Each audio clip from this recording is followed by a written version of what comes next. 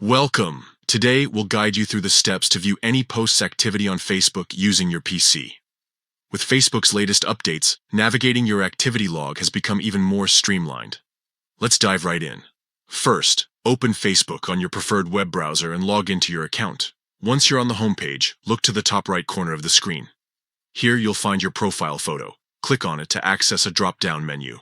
From the drop-down menu, select Settings and Privacy. This will open up additional options. Next, click on Activity Log. This is your central hub for tracking all your interactions and activities on Facebook.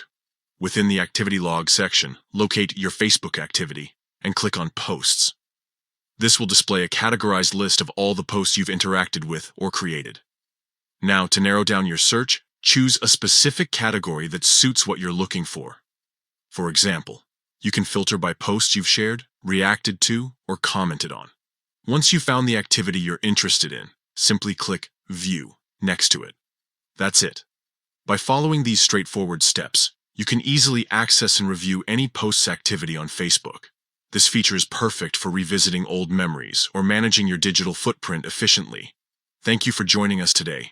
If this guide was helpful, feel free to share it with others who might benefit from it. See you next time.